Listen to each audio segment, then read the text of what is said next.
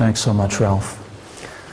Good morning, everyone. How wonderful to see us all here. It's like looking into night sky and looking at constellations full of bright stars or something. So, how wonderful it is. I should just underline one point that Ralph just made. I'm not sure if it's mentioned in the brochure for this event or not, but there is a rule at these Esoteric Quest conferences that you should know about. If you're single and you attend one of these events, it's actually a rule that you fall in love with at least one person while you're here. Okay, so bear that in mind. I said at least one person, and the person you fall in love with doesn't actually have to be single, but nonetheless, you still have to fall in love with at least one. So, just stirring the cauldron a little bit. So here we are. We're gathered here together today to mark the matrimony of ourselves with really perhaps the most primordial seat of the Esoteric Quest in all the world. So we're talking about these areas known as Provence and Languedoc and Catalonia. So let me try this advancing thing. Oh, that's the wrong button, sorry. There we go. So I'm just curious because I have a sense that there are a lot of my country people here. How many people here are from the Vancouver area? Raise your hand just to check it out. Yeah, it's a little tribe of us. Great, welcome to us. Sometimes when I've used this slide giving lectures internationally, I've tried to lead people to believe that there's a rule in Vancouver that everyone has to have totem poles in their front yard because it is the land of the totem pole. But I found that people stopped believing me after the Winter Olympics in 2010, so I no longer make that point anymore. So first skill testing question, where are we? Yeah, that was the easy one. They get harder. But of course, this is Montségur, and some of us a couple of days ago, led by James MacDonald, a fantastic experience experiencing Montségur. So, of course, this is a place where one of the last stands of the Cathars occurred, not the very last trace of them, as we'll see. But so many of us had a wonderful experience there a couple of days ago. It was my return to Montségur because I'd been there once before. And apologies to those of you who know this story I'm about to tell, but I thought most of you probably haven't heard it before. I was there in Montségur on the fall equinox in 1988. And I wasn't just there, I actually spent the night on the top there in Montségur. I had the place to myself, and it was quite a marvelous experience. I brought lots of candles with me, and so as the night fell, I brought my backpack, I put it against a wall, and I placed lit candles on the staircases, and I climbed up to the battlements and put some candles around. So you can imagine the bowl of Montségur as night fell, getting darker and darker, and as the night went on, the candles burned down one by one, and it became almost pitch black on the mountaintop, except for one candle. I brought a larger candle that I had right in front of me. And so I could just see what was illuminated by this small ring of light and nothing more. In the middle of the night, I had a feeling that I was no longer alone up there. I thought I heard something, and then I became convinced that I heard something, and I was pretty sure that I heard my pack moving where I'd left it, like someone or something was trying to get into my pack. But I couldn't see that far. And then I became convinced that right at the edge of my vision, at the edge of the ring of candlelight, I saw something moving. And then I was sure something or someone was coming right toward me. And this being the fall equinox, my first thought was, okay, a bunch of Satanists have decided to do a ritual up here, and I wonder if they brought the human sacrifice. So frankly, I was terrified. I think my hair were actually standing up. I did have a little flashlight, but I thought if I don't turn it on, maybe they won't notice. But then I thought, okay, the candle, it's like a bullseye. So when I became sure I could see something moving, I raised the flashlight, and then rearing up in front of me was a badger. There was a badger up there. It was trying to get into my backpack in order to eat some food. So it was a terrifying experience. But what brought me up there was I was on a quest. I don't know what I was actually questing for, but there was just a sense of going beyond the known, going beyond the comfort zone in order to find out what would happen next. So I just want to take a moment to talk about the nature of quests. And when I was thinking about how to set this up, sorry? I'm going to move you over just a little Okay. bit because you're catching the light from the projector. Okay. And I don't want to blind you. Okay, great. How about that? Thank you. Thank you. Okay. She thought I was catching a light from the projector, so I guess I'm not emitting light like I was hoping.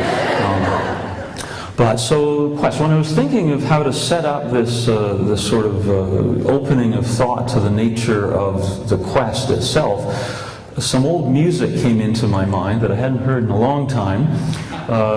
Anybody familiar with this band named the Incredible String Band? Yeah, several people. That's very good. They were active in the late 60s, early 70s, and there's a song of theirs, totally obscure now, but it had a line in it that came back to my mind. Whatever you think, it's more than that. And what is the seed of a quest? Surely is the sense that there is something more, and that we're drawn to explore what this something more is. Now, I'm not talking about quests for more money or more temporal power or more fame. There are other forms of more as well. We can be drawn to a sense of a bigger perspective. We can be drawn to a sense of participating in a bigger life. And those sorts of quests for an expanded viewpoint or participation in a larger sense of life can't be achieved just by outward quests. We actually have to journey inside as well. So that's why some quests are esoteric.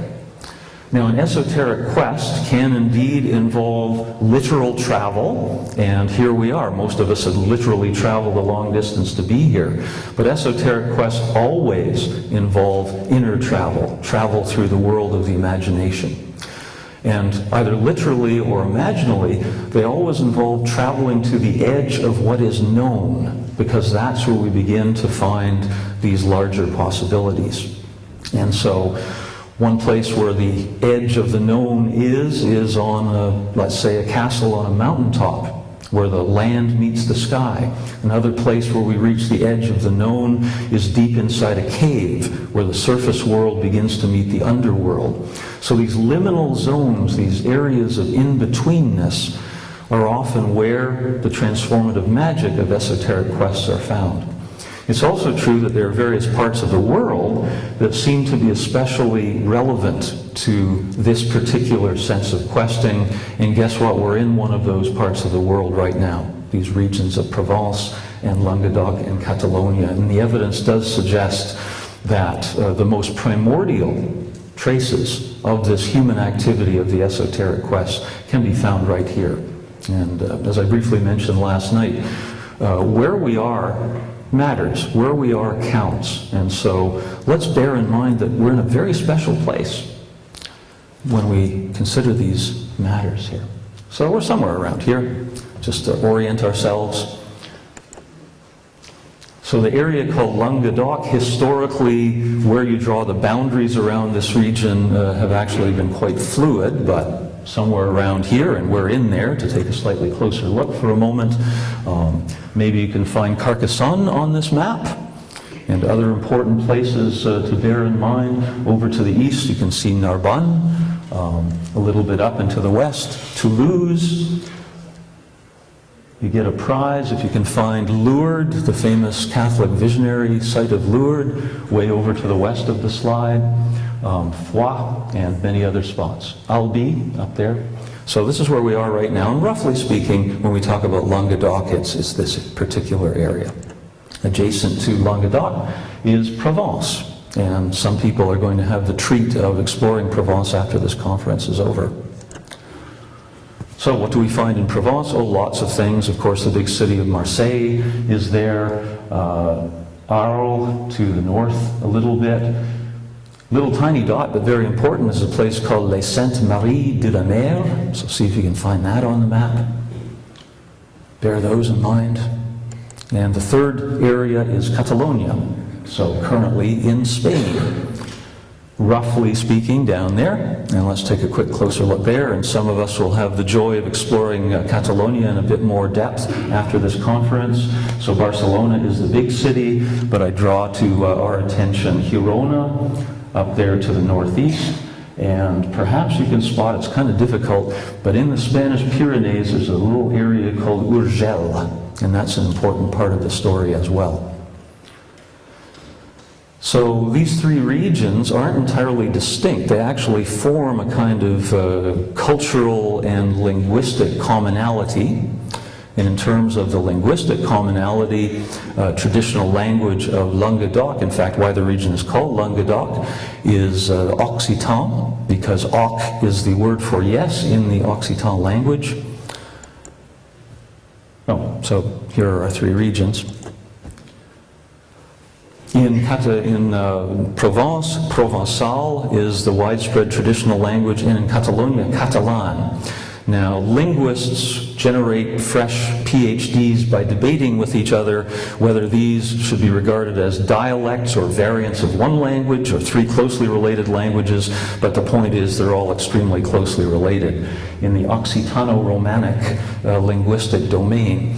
So these three regions really have intertwined roots, and this is where we are, and this is what we're about to explore today.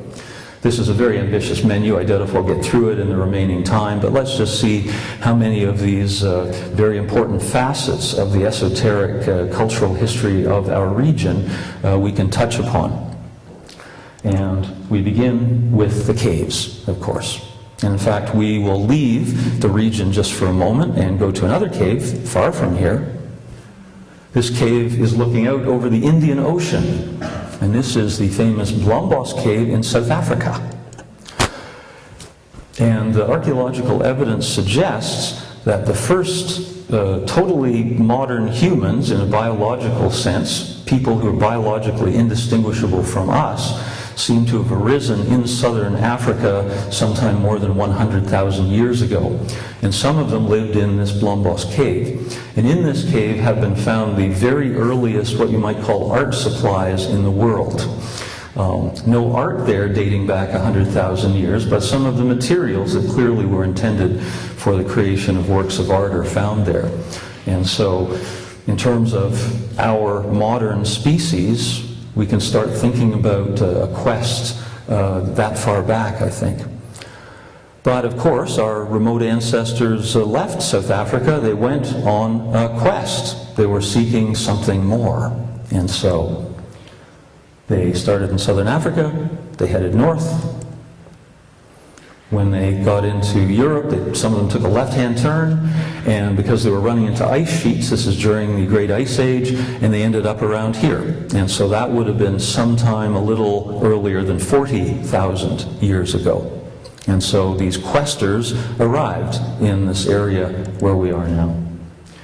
And they found a landscape that was actually quite different. As I said, this was an ice age. The Pyrenees were heavily glaciated, so they couldn't get into those. And the surrounding area was a steppe tundra, so there were open areas. There was also some deciduous forest. And the area was crawling with game. So it was a very congenial environment for hunter-gatherers.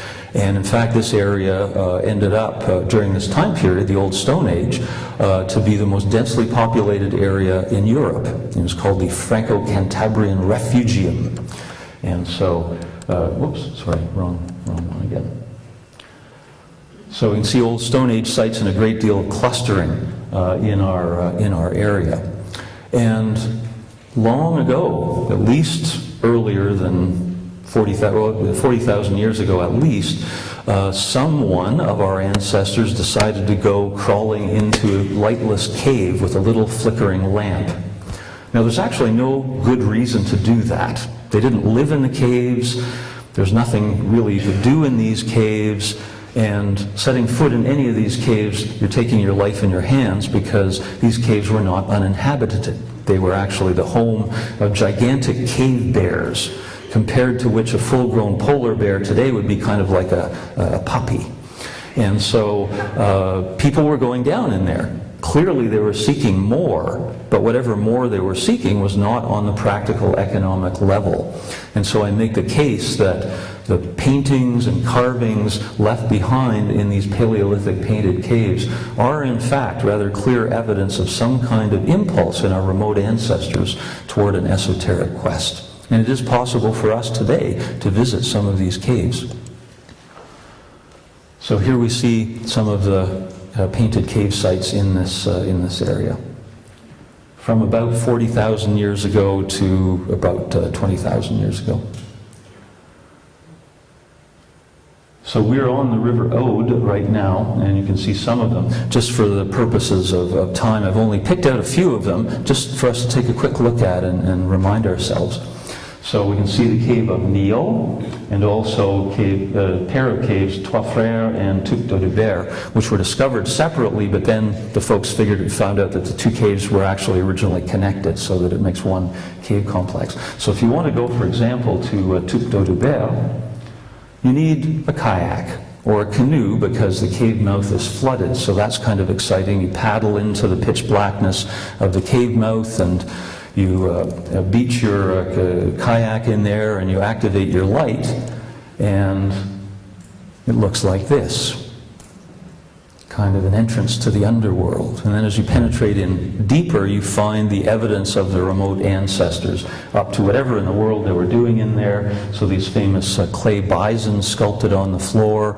And of course, one of the main themes of the art that we find are animals of various kinds. And so that's opened up all kinds of theories involving hunting magic and shamanism, etc.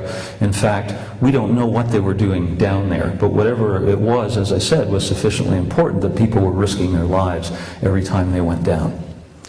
Because if your candle goes out and you're down there, or if you suddenly hear something behind you and it turns out to be one of those giant cave bears, well then, same general result. In the Trois Frères cave, one of the most famous things that were found, is just rather unprepossessing to look at, is this thing. It's probably hard to make out what it is, but what it is this. If you could see it more clearly, a famous theriomorphic form. Some of the caves, always at the deepest levels, have these strange depictions of sort of humanoid-like beings, but they're not actually fully human. They seem to be hybrids of a human form in various animal forms. So with this one, we can certainly see a kind of human body outline going on, but it's got the face of a cat because they had lions running around at those particular times. There are antlers, there's kind of a body of a deer, and so it's a fusion of the human and the non-human. And it's interesting to think about this for a moment, a merging of the hunter and the hunted. And so if we want to riff speculatively on the esoteric theme, that's a very profound one, because what is it that we're questing for on an esoteric level? What if it turns out to be something about ourselves? And so the quest leads to a kind of union of opposites on so many different ways. So at the end of the hunt, you discover that the prey is actually something about yourself. The Grotte de Nio, it's actually not terribly far from here. You could get there in a short drive. A big cave with all kinds of interesting paintings in it. The Salon Noir, which is a masterpiece of all kinds of animal depictions. And this one in particular is kind of interesting. Obviously it's a bison. It's got a very interesting face on it though. If you take a real close look at that, you ever seen a bison with a face like that? Let's take a closer look. It's actually a human face on this bison. Once again, the hunter and the hunted become one. So we should just get over this ridiculous idea that the current generation, or the year 2015, holds the most advanced knowledge, the deepest sophistication there's ever been. This enlightenment, rationalist enlightenment notion that human knowledge just accumulates and all of the old superstitions and falsehoods drop off. That's not how it actually works. Who knows how much we've lost and how much we've gained, but we've definitely lost some very important insights. And so I find it humbling to go back tens of thousands of years and find such sophisticated suggestion in what at first glance might be fairly simple forms of art. Shifting over to Provence, let's quickly visit a couple of sites there. You can see the Grotte Cosquer down there on the coast, and most famously the Chauvet Cave, which is contains the second oldest art found in the world, in fact. El Castillo in Spain has some paint that seems to date back prior to 40,000 years, but the next oldest is Chauvet. And if you get out your calculator and figure this out, that's approximately 9 times older than the Egyptian pyramids. Contemplate that. So, I'm afraid if you want to visit Cosquer nowadays, you have to be a good diver, because the cave mouth is about 100 feet below the surface of the water. In olden days, though, it wasn't, but it's a very dangerous cave to visit. Actually, several people have died through scuba accidents trying to get through the narrow tunnel to get in. Quite hazardous, so few people have actually been in there, but it's rewarding if you can get into Cosquer. Be careful now. And then you surface into this cave that has been cut off from the outside world for many thousands of years, right? It would be physically impossible to visit this before the invention of modern diving equipment. And once again, paintings have survived. By the way, the scratchings on the walls here are actually the uncut fingernails of giant cave bears. And so, as I mentioned, all these caves were actually inhabited by very terrifying beings. It would kind of look like this. You know, this is a reproduced one. But imagine, you know, it's time for you to go down into the cave. How could it not be life-transforming if you thought there's a good chance you would meet one of these, right? And powerful initiations generally involve high levels of fear and often some mortality rate, right? So I thank my badger of Monsieur for terrifying me half to death, but leaving me sort of alive afterwards. And in this cave, it was actually by the sea, although not under the sea, and it's quite interesting because of the depictions of sea life, such as the great auk, if you can make out outlines of the great auk there. And then last but not least, the Chauvet Cave, very famous. It was only discovered in 1994 with what some people regard as the real masterpieces of Paleolithic art. Obviously, an intimacy between the animal and the artist. Oh, and look, a cute owl.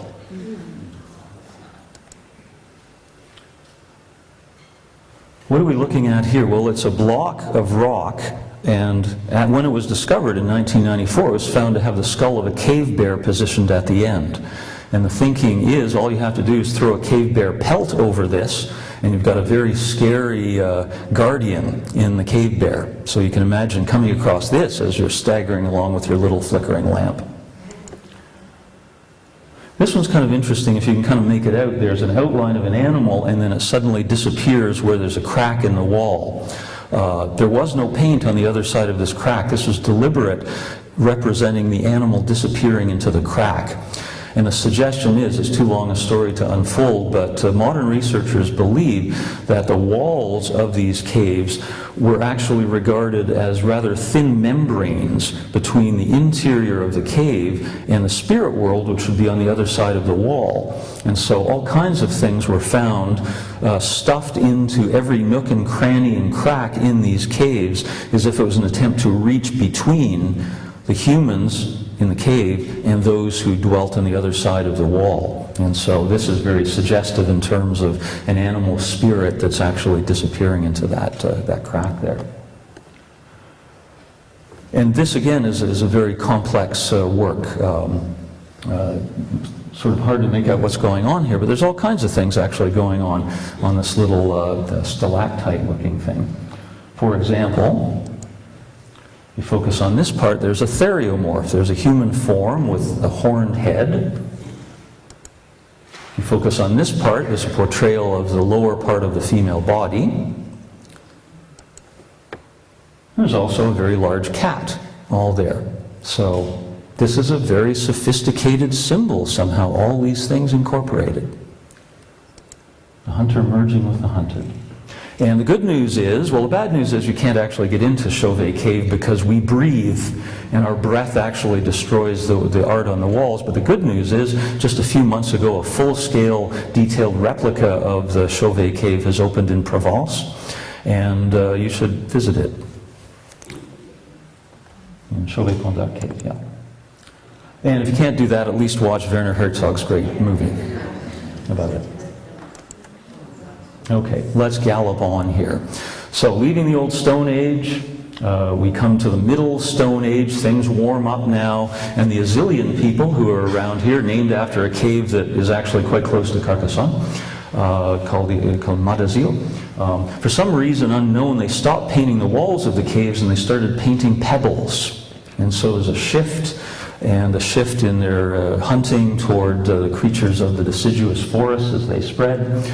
We get into the Neolithic and Bronze Ages, and we enter the age of the megaliths. And of course, we're all familiar with Stonehenge, I'm sure, and some of the magnificent structures on the islands of Malta, dating back several thousand years.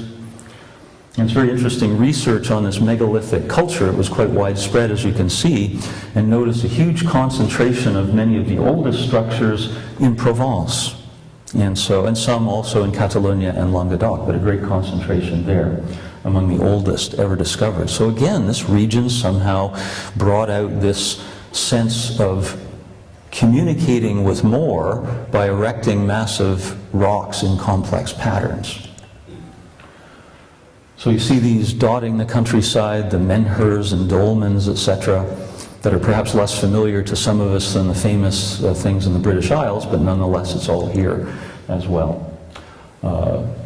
In Provence, to the northeast of Arles, a few miles, is a whole complex of several of these megalithic structures, one of which is on the top of the Montagne des Cordes, and doesn't look like much, does it? But if you actually climb up there, you'll discover La Grotte des Fées, the Cave of the Fairies. And this is actually an artificially constructed cave, several thousand years old, that goes about 80 feet, 90 feet right into the heart of the mountain. So it's a tunnel that goes in to the mountain. You can see a diagram of it here.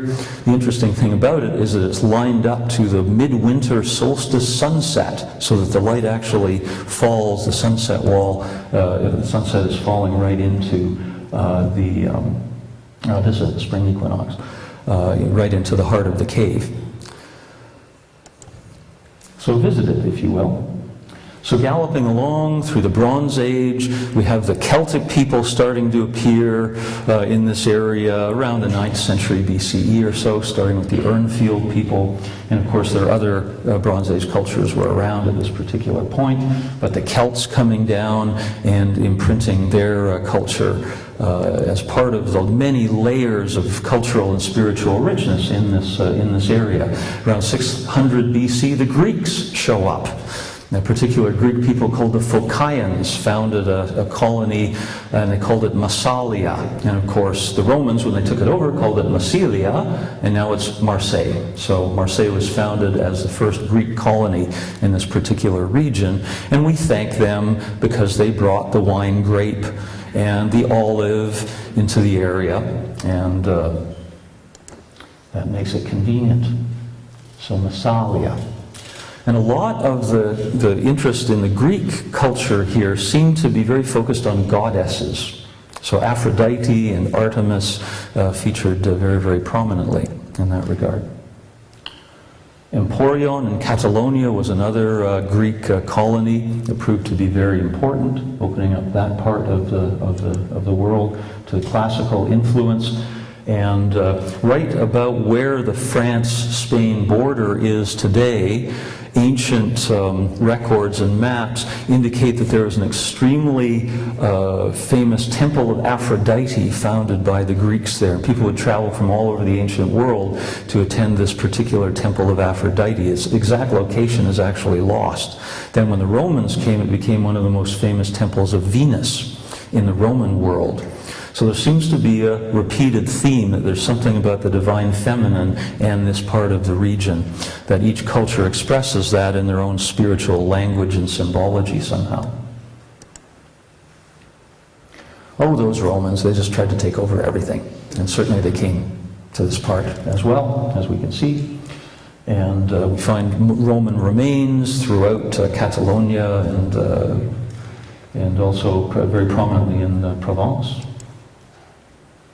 Lovely works of art that they left behind. They were good at mosaics, among other things. And big architecture, aqueducts and things like that. So they came along, and they were actually on good terms with the Greeks for a long period of time. So they did not take over Massilia, but they were fighting with the Carthaginians, etc., and they were always interested in conquering just about everybody. So it took them about 200 years to conquer the Iberian Peninsula. And so you can see the little Greek area there of Emporion and Rhodos, and then Massalia is just around the bay there. But the Romans expanded and conquered everything in sight. It took them about 200 years, as I mentioned. But during the time of Octavian, who became the Emperor Augustus and all of that, well, just before there was a bit of a falling out. I won't go into the details, but there was this guy named Julius Caesar and a buddy of his named Pompey, and things sort of didn't work out, etc. And unfortunately, the citizens of Massalia chose Pompey. That was a big mistake. And so shortly thereafter, the Romans actually conquered Massalia, turned it into Massilia, and it became absorbed into the Roman Empire. And the Romans founded an area called Gallia Narbonensis, made of Marseille and the Roman conquests around this area. And really the culture of Languedoc and Provence is the successor to the culture of Gallia Narbonensis, a very interesting mix of classical cultures as well as the Celtic cultures, and was actually known as the Gallo-Roman culture. And there's lots of interesting things arising from that, but just one example, the goddess Epona was one of the spiritual exports from this region. Once again, a powerful goddess. Her animal was the horse, and the reverence of the goddess Epona spread throughout the Roman Empire. This is an example from Macedonia, which is pretty far away. So a fusion of the cultic and the Greek and the Roman spiritual impulses are very important, as we see. So moving into the Middle Ages, galloping on one of those horses, we have actually the decline, the weakening of the Roman Empire in the late antiquity leading into the Middle Ages, and people coming down from the north. The Visigoths were especially prominent, occupying this region for a while. They took over Gallia Narbonensis and kept going south. In this particular part of the old area of Gallia Narbonensis, known as Septimania, is where we are now. It was called Septimania because it was heavily settled by retired soldiers from the Roman 7th Legion, and so sept for 7. And so many of them settled here. This is also very popular as a place for the Jewish diaspora in the Roman Empire as well. So Narbonne, for example, became a very prominent center of Jewish communities. So Septimania kind of began to acquire its own distinct culture and boundaries. And we are here. What we are grew out of this. So this then moves us toward the later Middle Ages, and this particular region was special in a whole lot of different ways. This unique culture from all these layers of history and prehistory arose, and we'll learn so much more about these things in the next few days for sure. So sovereignty to the French crown way up in the north was weak to non-existent for a few centuries. And also the Catholic Church, even though there are many devout Catholics here, but the muscle power of the Catholic Church was also rather weak. So this created some special openings for unconventional forms of questing to incubate, shall we say. And so the Count of Toulouse, the Counts of Toulouse were generally the strongest of the regional rulers. And this cross of Occitania, which you see all over the place, was the crest of the Count of Toulouse. And some people wonder, was this a Cathar cross? And the answer is no, there was no distinctly Cathar cross, but you see this cross all over the place. So a little bit of an overview of the situation in the later Middle Ages. And of course, these boundaries were constantly shifting, but you had the control of counts and viscounts and barons and various such regional entities.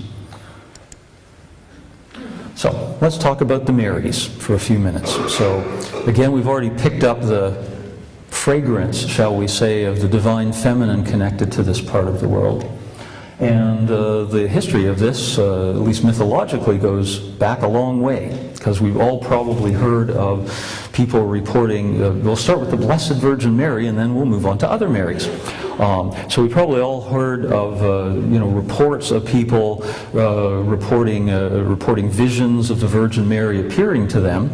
And according to the mythologically infused history, the very first vision of the Virgin Mary occurred before the Virgin was even dead. It occurred before her dormition.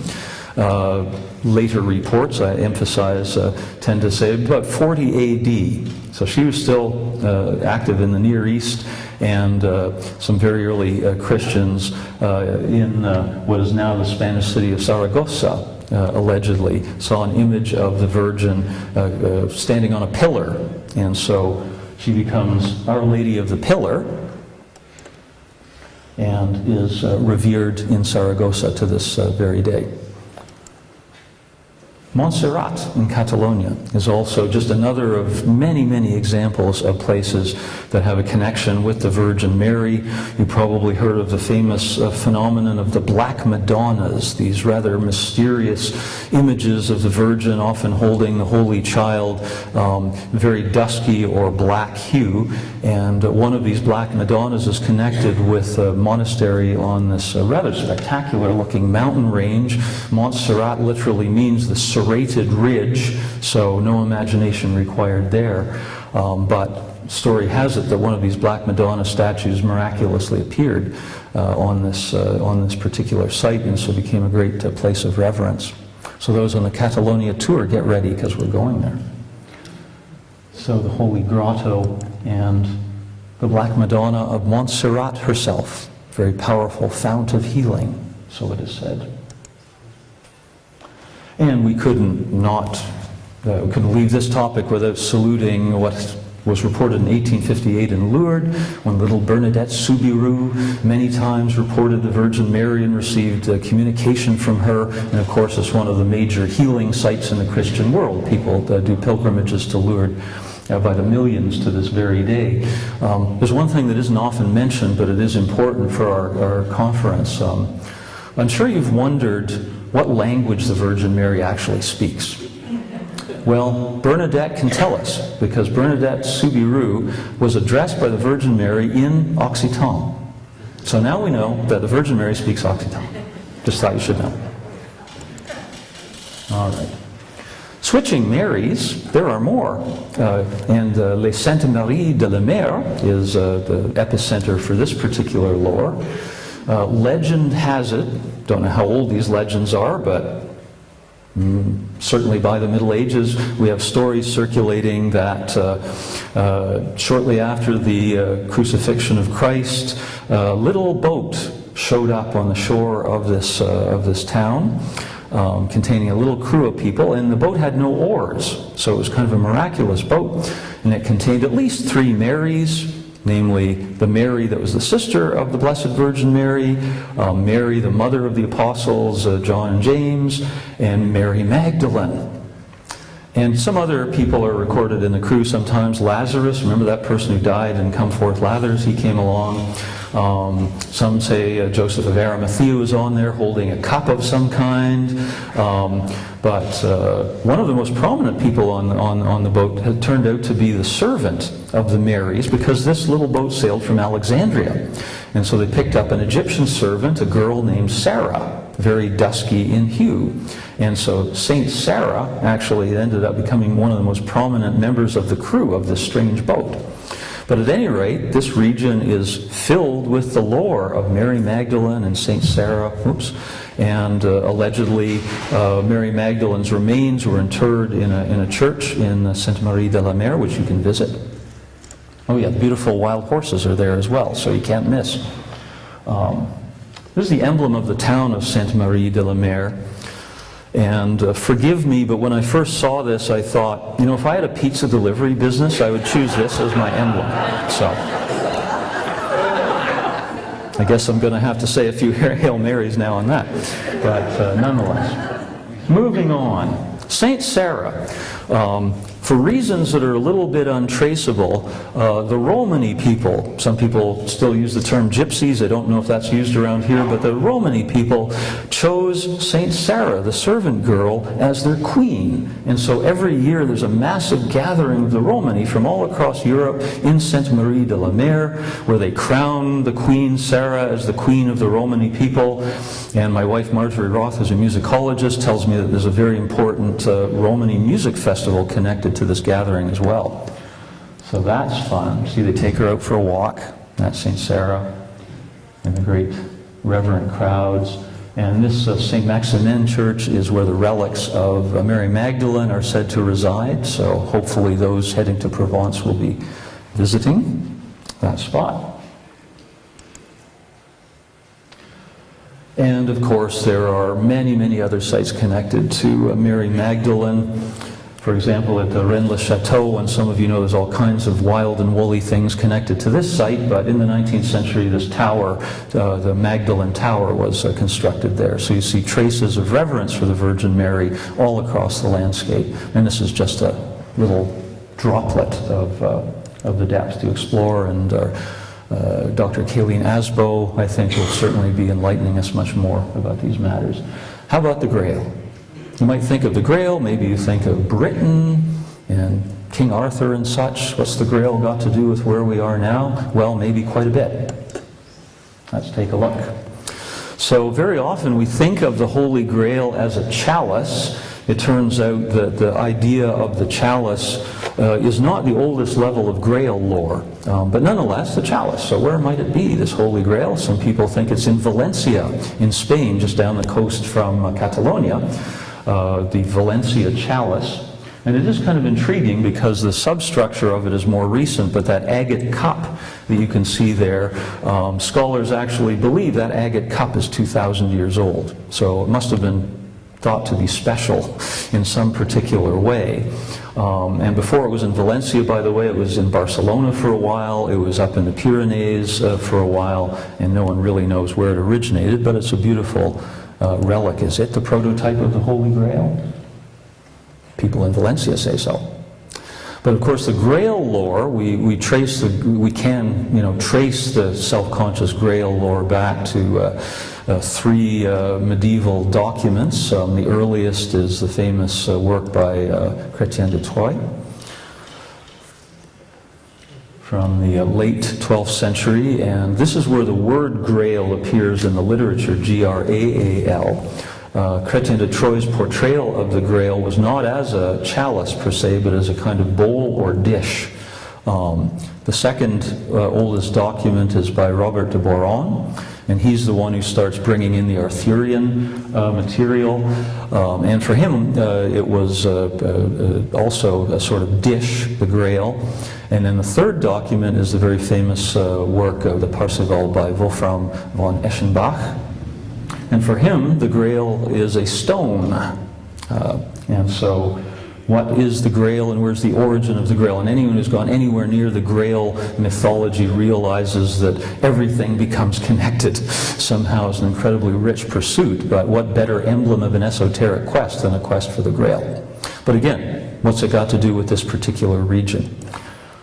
One of my countrymen, Joseph Goering, who's a scholar at the University of Toronto, several years ago published this very important book based on lots of research, The Virgin and the Grail, where he traces back the word Grail to the Catalonian Pyrenees. The earliest use of the term dates back there from the 10th century as a kind of holy dish. And it turns out that, and this is several decades before Chrétien de Troyes starts writing about the Grail, so Goering's theory is that Chrétien de Troyes had some connection with that part of the world and picked something up there. If you actually go there, and now I'm talking about the area called Urgell, you'll find 5 churches actually more than 5 churches dating from around this period, with mysterious depictions of a dish held by a person thought to be the Virgin Mary in some kind of procession. And some scholars believe that these images in the old churches of Urgell actually are the earliest depictions of the Grail, and that a lot of the sort of the prototype and a lot of the Grail material then gets built on top of this mysterious activity later on. This particular church, for example, you can visit and see a spectacular work of art from the early 12th century. It looks very modern, doesn't it? But this is actually from the early 12th century. The Virgin Mary holding what looks like a radioactive dish. And so this could actually be the first image of the Grail. So it's really quite profound. There's something else very odd about this portrayal, by the way. Take a look at her mouth.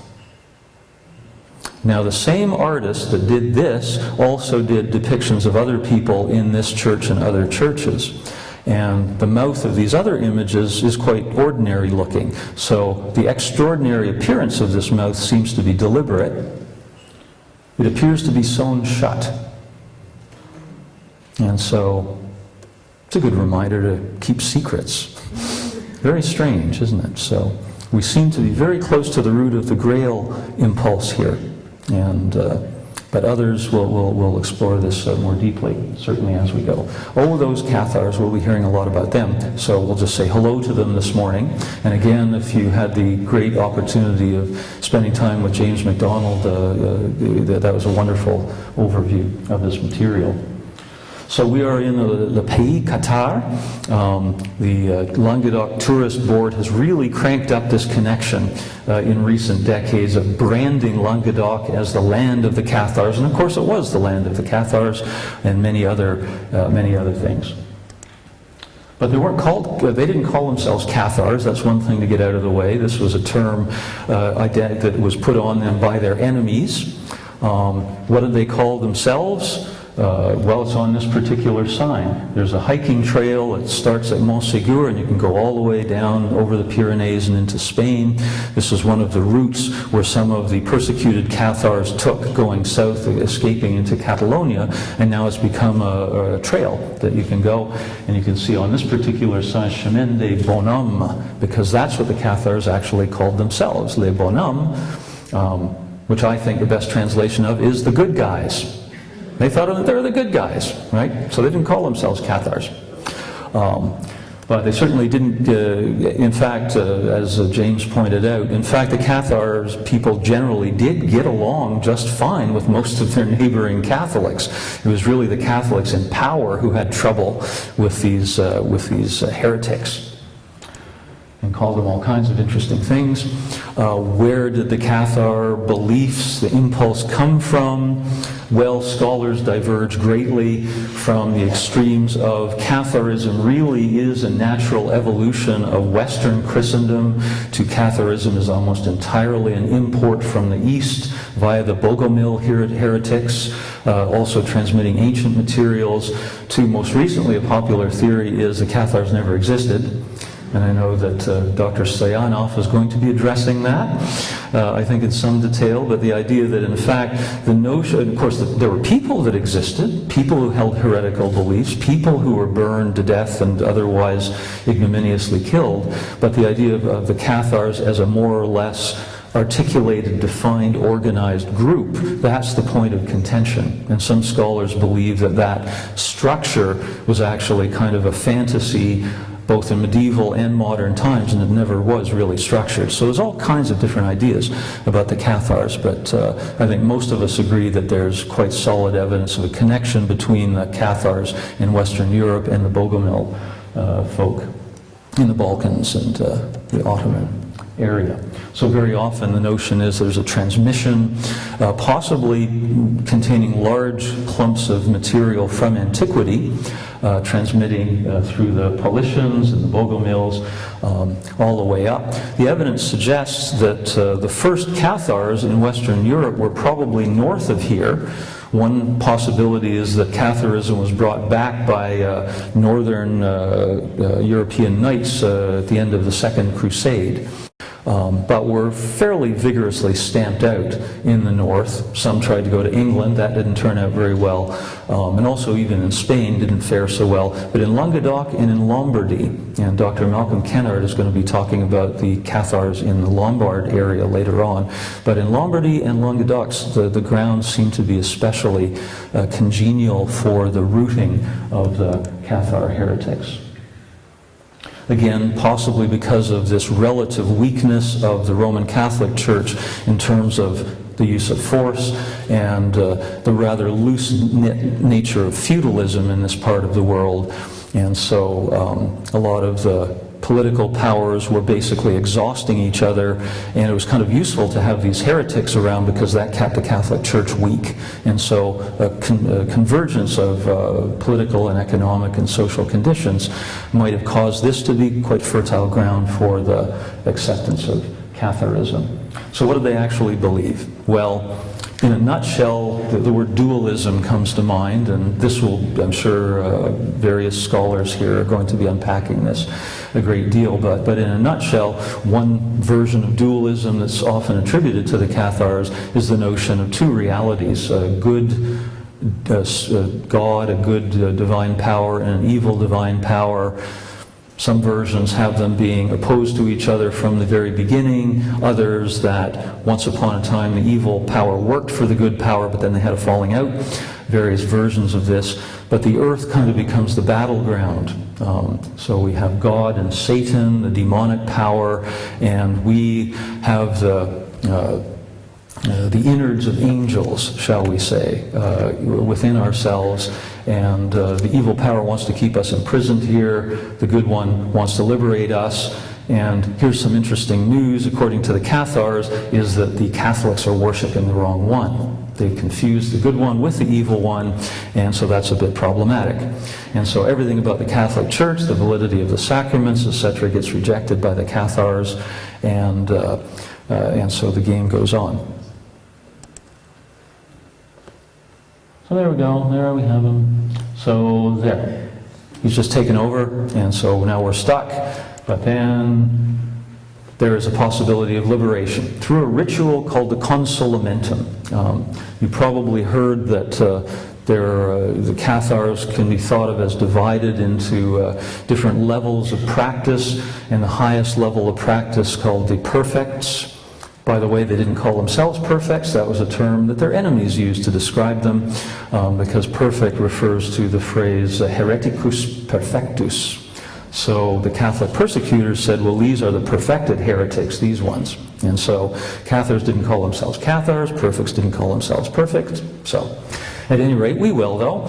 How do you become a perfect, a parfait? You undergo the ritual called the consolamentum, which involved a certain transmission of the baptism of the Holy Spirit through the hands of someone who's already a perfect. Little inconvenient point about this is kind of intriguing.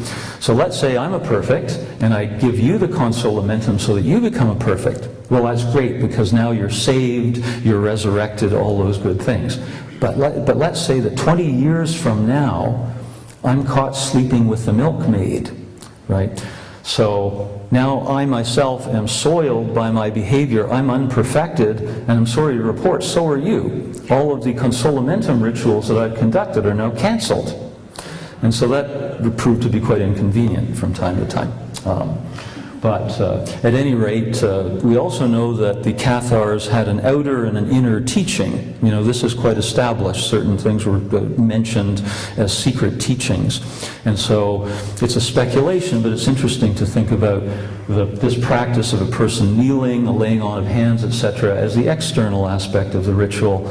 Wonder what the internal aspect of the ritual was. What was the kneeling person up to, him or herself, during this ritual? The consolamentum. We can't know for sure, but it's fun to speculate. And I think we'll hear more about that as the conference unfolds. Look out, a demonic cat. So, as we all know, this popularity of Catharism did prove a threat to the Catholic Church, and so the decision was made it had to be stamped out. And to simplify and compress the story. The first attempt to stamp it out was through preaching and debate. So preachers and debaters came into Languedoc, and they lost all of their debates.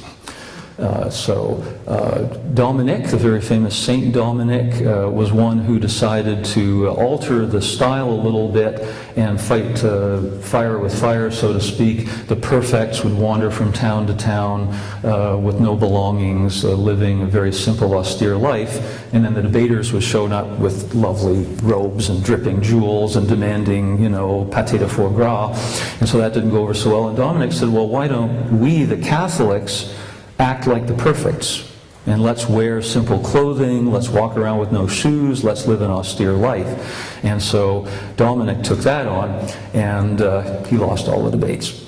But he did found the Dominican order, nonetheless, which was impressive, and did actually manage to convert some people from the demonic grip of Catharism. And all kinds of legends grew up around St. Dominic. This is one of my favorites.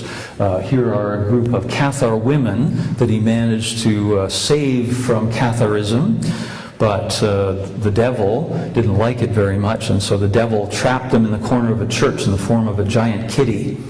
And here we have St. Dominic driving the cat away, and the story was the cat escaped up the bell pull in the middle of the church. So beware of giant black cats. So, and of course the debating didn't work, so send in the troops, and this is the infamous Albigensian Crusade. And of course I'm wildly simplifying this just in a matter of compression. So the crusade was called in 1208, the knights assembled in 1209, and their first target was the town of Béziers, where the very famous slaughter occurred, inaugurating this crusade that went on for decades.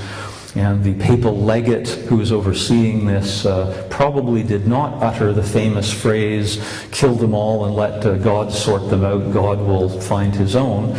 But nonetheless, even if he didn't say it, it really rather captures the spirit of the operation, because they did kill between 15 and 20,000 men, women, and children without mercy in the town of Béziers to inaugurate the extirpation of the Cathars. But it wasn't really just the extirpation of the Cathars. It turned out to be the crushing of Occitania, because the Cathars were the hideous fruit that grew from the accursed soil of Occitan culture, according to the Roman Catholic view.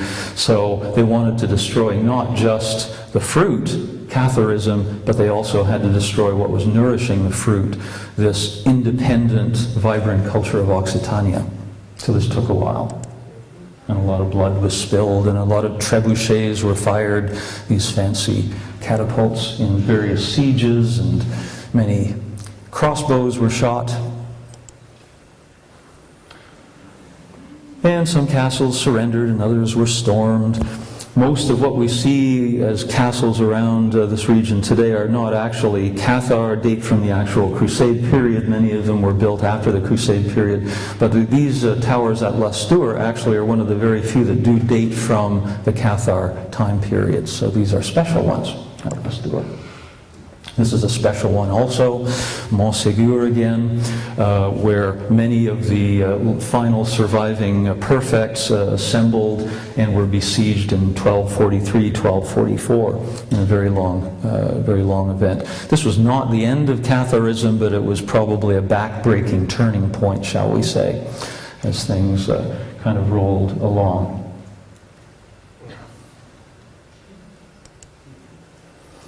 And there were some other actions at Peyrepertuse and Puylaurens and Caribus, but not real sieges. And so 1256 is when the concentration of Cathar perfects, when the crusading army approached, they kind of melted away, probably headed to Catalonia. And so that pretty well ended the major military action, but the area was still rife with Cathar sympathies and little outbreaks of Catharism.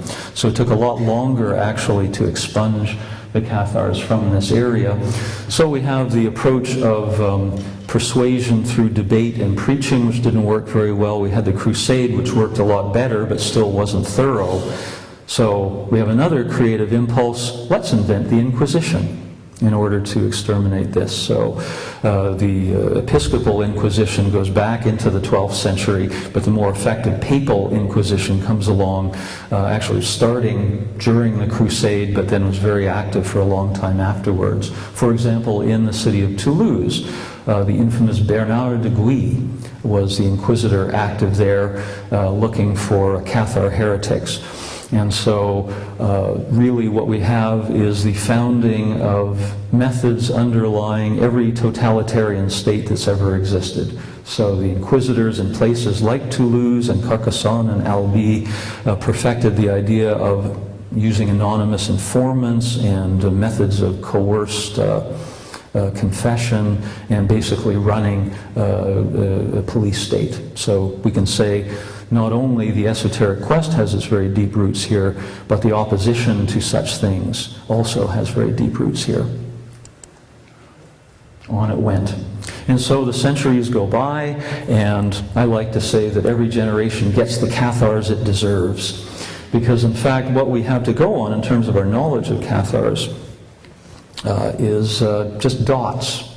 And so we connect the dots often in our own image. And so, particularly in the 19th and 20th centuries, the Cathars were rediscovered and probably reconstructed in ways that would be very surprising to many of the Cathars of the 13th century. So, for example, Protestants kind of recognized themselves in the Cathars and regarded the Cathars as proto-Protestants. As part of the great Romantic movement of the 19th centuries, the whole business of the terrible persecution and death of the Cathars triggered deep feeling, deep emotion. And as far as I can tell, the connection, for instance, between the Cathars and the Holy Grail lore dates to the 19th century. So some of the other sort of very romantic impulses all began to interweave, and some people then begin to reestablish the Cathar church and become Cathars again. In the 20th century, we have people interpreting their dreams and visions as evidence that they're reincarnated Cathars, and so it gets very interesting in terms of these sorts of reflections. But again, the deep feeling connected to the tragedy of the Cathars has led to beautiful monuments. This one at the foot of Mont Ségur, erected in 1960, commemorating in a very romantic way the burning of over 200 of the perfects. No one knows exactly the spot where it happened, but I'm thinking that flat field behind is the closest, most likely place where you could build basically an enclosure where you could stuff a few hundred people and set them on fire, which is what happened. One shocking thing about that is that the deal was, when the folks of Mont Ségur realized that they could no longer hold out, they knew what the deal was going to be. They would actually be able to go free, provided they rejected the Cathar faith and swore allegiance to the Pope. And if they didn't, they would be herded into a paddock and set on fire. And interestingly, in the days immediately prior to the fall of Mont Ségur, when everybody up there already knew the number was up, apparently quite a few people who had not yet taken the consolamentum chose that time to do so. They knew exactly what they were doing. So they closed the door to their own survival and voluntarily chose the flaming paddock.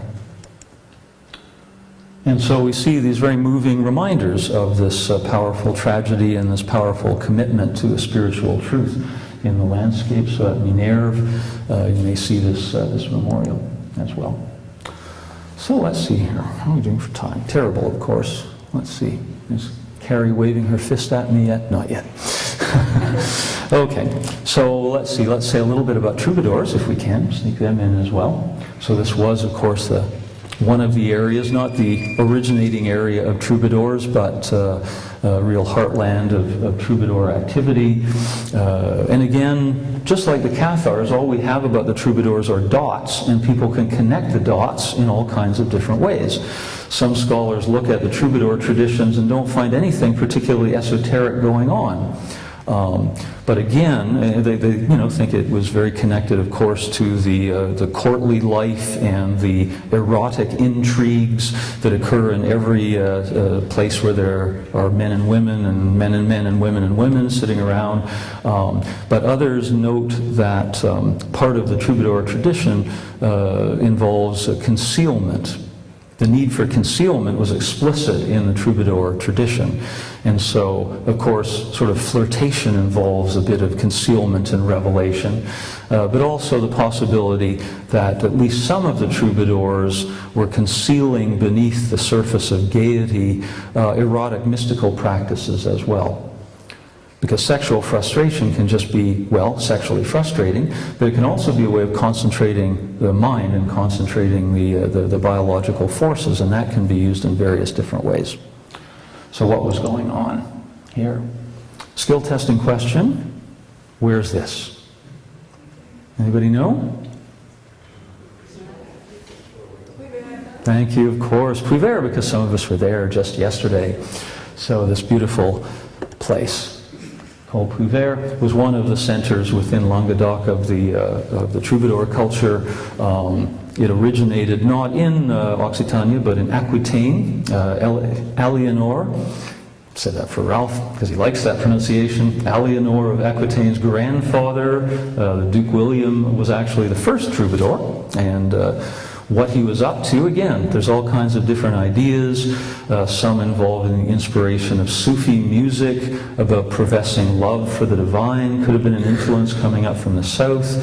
Various church liturgies might have gotten involved, and then just the fact that these courts were packed with erotic energy, and it was sort of fun and interesting to celebrate them.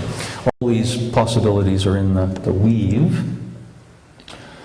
But William did not call himself a troubadour. The first person who actually used the word troubadour, or actually the Occitan word troubadour, was this fellow Cercamon in Occitania. And his name itself is rather suggesting. So we have Cerca, the searcher, Mon is the world, so he called himself the searcher of the world, and the word trobar, Occitan verb to find. And so what was he looking for? What was he finding? Was he a fellow traveler on the esoteric quest? It's kind of an interesting notion. It'd be a good name if you were on an esoteric quest. Was he just making up interesting and provocative love songs, or was there more going on? We'll hear more about this. But here's this notion of a concealment. So here's a line from one of his songs, translated: we have troubadours twixt lies and truth do play, lead lovers, both women and men, astray, and say that amour moves them in a subtle way. So this is a suggestive line. Amour moves them in a subtle way. What's going on there? And there's a whole body of speculative scholarship, not just based on this snippet, but lots of others as well. As I say, that there could have been a kind of tapping into this erotic tension within the courtly life of the time for other means. Let's see. And let's not forget that not all the troubadours were men. What were there, about 400 troubadours, I think? A number in that? 450 troubadours. And I'm recalling, what, about 30 female troubadours? Sorry? About that, yeah. So the Trobairits were the female troubadours. And some people regard the writings of the Trobairits, the female troubadours, as among the very earliest glimpses of the voices of individual women in Western culture. Obviously, at the time, women didn't have too many opportunities to express themselves directly. So this very interesting poetry of the Trobairits is worth noting for that purpose as well. So what were they really up to beneath the surface? I've mentioned this idea of a sort of use of eroticism for mystical purposes. And it's interesting that at the time, if we look in the medical texts of the time, one of the most feared diseases was this thing, amorherios, which is love sickness. We talk about being love sick today, but it was actually kind of regarded as this terrible malady back in the Middle Ages. And for some of the young men, apparently the treatment was to send them to a hooker. But the psychology of it was very interesting. The idea was that if you fall in love with somebody, the danger is that your mind becomes imprinted in imagination with an image of the beloved that actually turns into a kind of psychic vampire within your soul. And the image basically draws all of the life energy into the image. And if you've ever read about falling in love, you might have read that, you get this thing, and you can't get it out of your mind, right?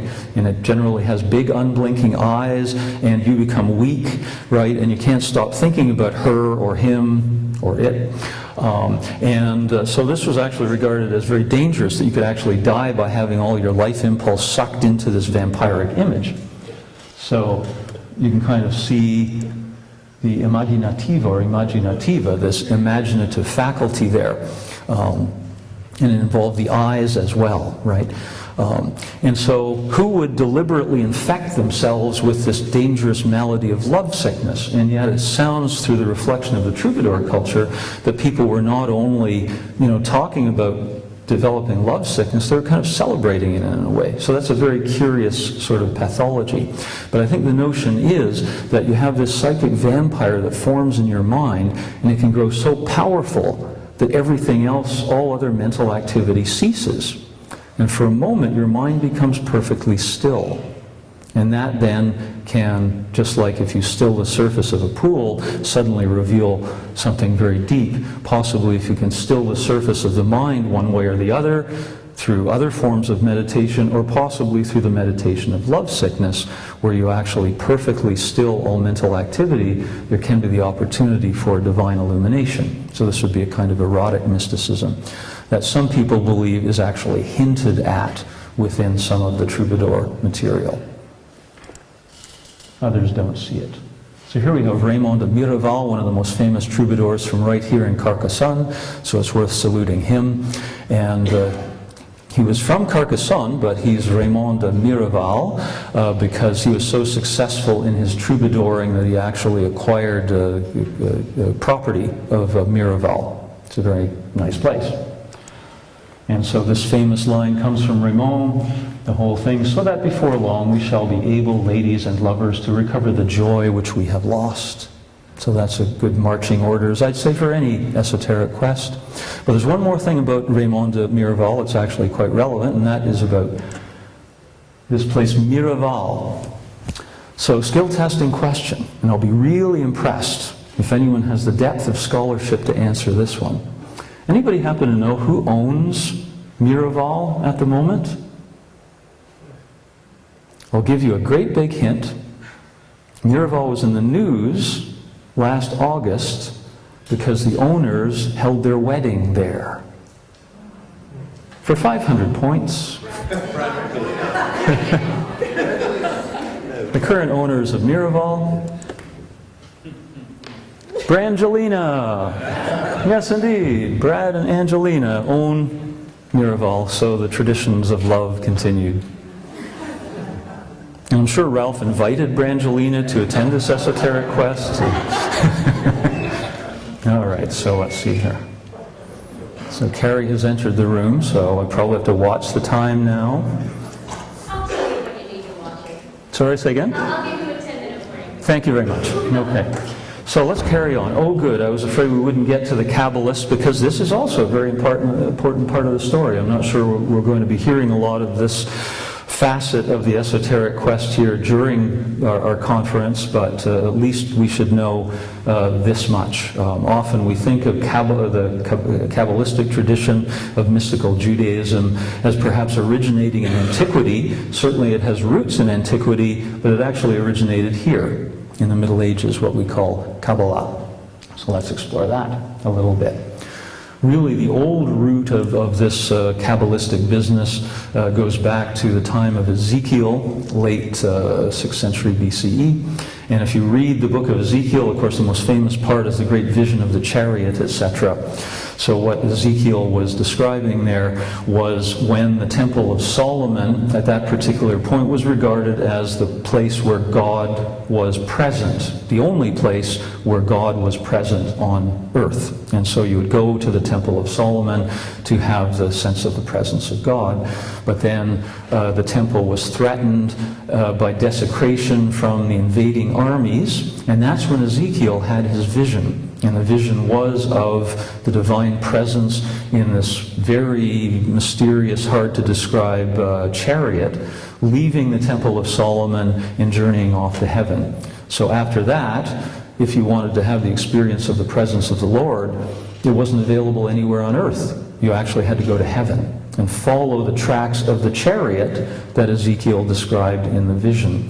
So this kind of ended up being the template for certain types of Jewish mysticism, so that people who actually wanted to have this deep spiritual experience would have to journey in a visionary condition, following the chariot to the halls of heaven in order to have this contact with the divine presence. And so we have evidence of people actually engaging in these practices in antiquity and moving into later antiquity.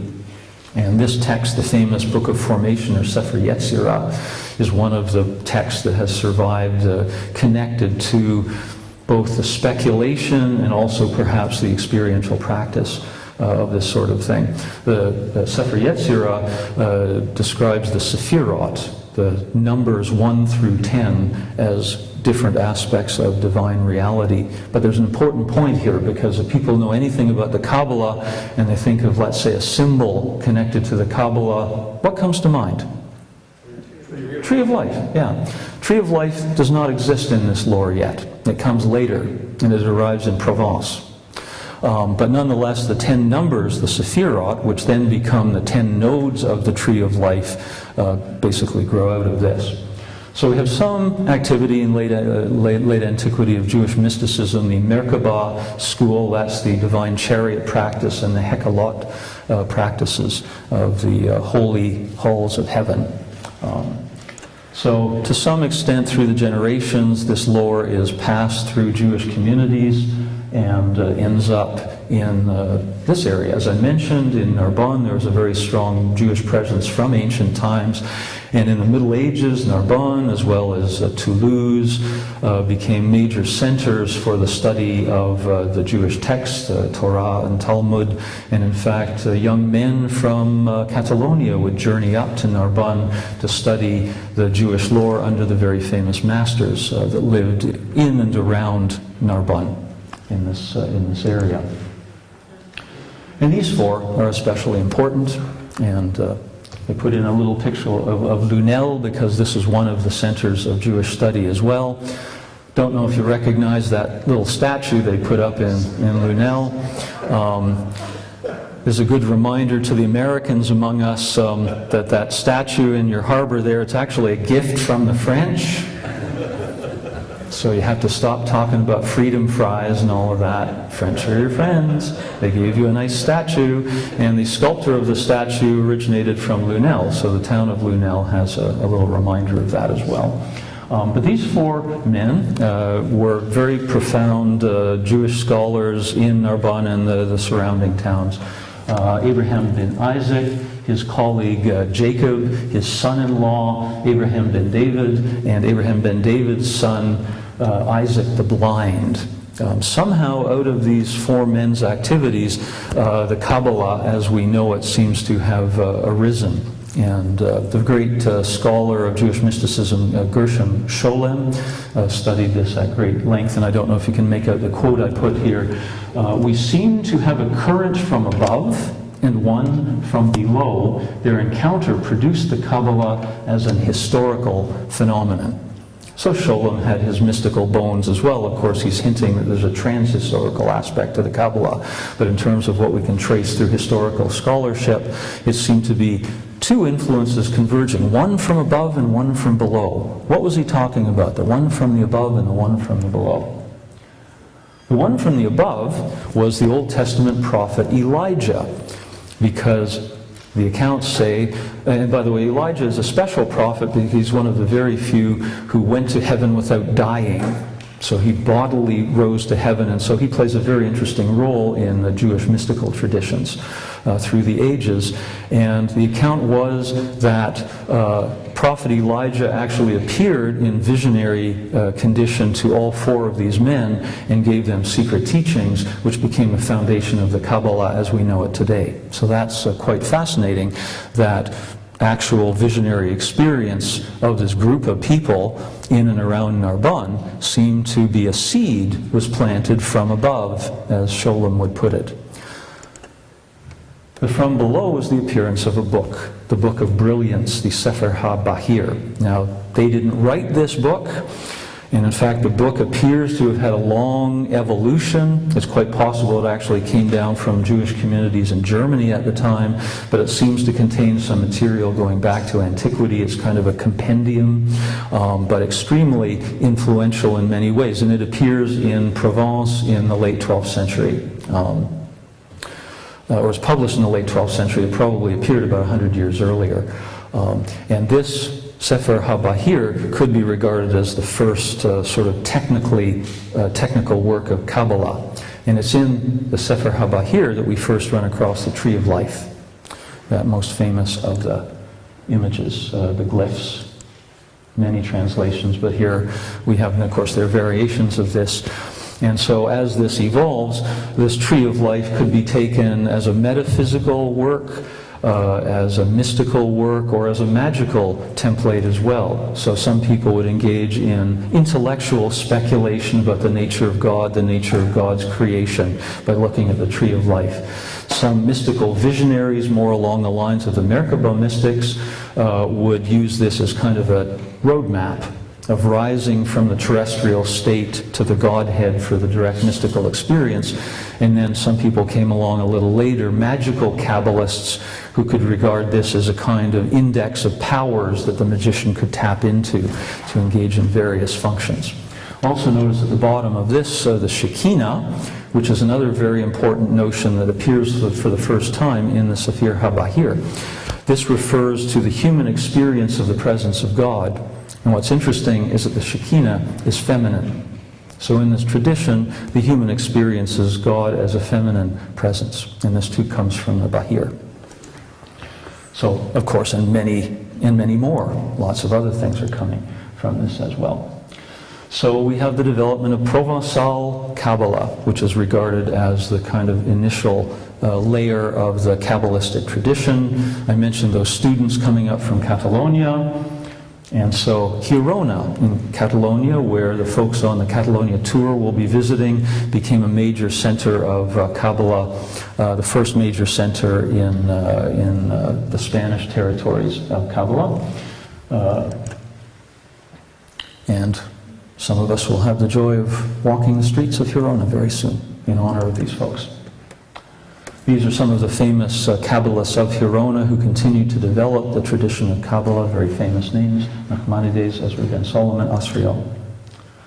And then Barcelona, the final stop here, where a rather famous traveler named Abraham Abulafia, who is not from Barcelona, but visited Barcelona in the year 1270 and had a mystical experience which changed his life. And if you know any name connected to Kabbalah, it may well be Abraham Abulafia, who was rather adventurous. He decided to go to Rome and convert the Pope to Judaism, for example, but he lucked out. I mean, they were waiting to kill him when he entered the city, actually, but interpret this as you will, the Pope dropped dead just before he arrived, so he got away with it. He continued to cause trouble, though, and ended up dying in Malta, actually. So anyway, you can see the very interesting chain, the mysterious meeting of something from above and something from below, meeting in Provence, creating a Provençal Kabbalah, and iterating all the way to the present. And most famous Kabbalistic document, probably the Zohar. Just one little final thing. Moses de Leon is thought to be the compiler of this, but he said that it wasn't him, it was a particular Jewish teacher of the first century. And the story he told was that this particular Jewish teacher was visited by Elijah, and that the Zohar is another revelation from Elijah. There he is visiting. That's Elijah. Okay. So to wrap up, that was a marathon. And that's just scratching the surface, but I just wanted to sort of welcome all of these aspects and energies that are now with us. And so we began in the caves of the old Stone Age, and a reminder that we've come a long way and yet not so far, because these were people just like us, with the same impulses as us, and we may do our quests in radically different ways, but clearly they were drawn to esoteric quests just like us, and had feet just like us, because this is a 20,000-year-old footprint. So how about that?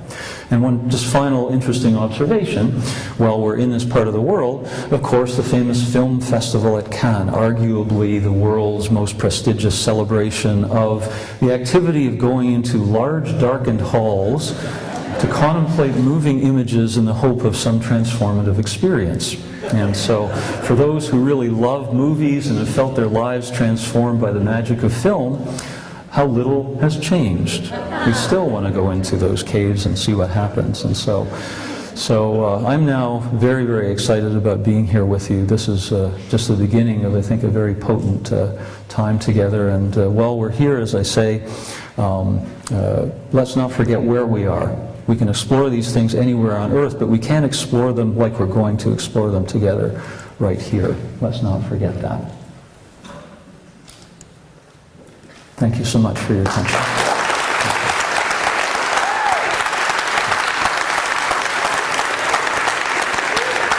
John?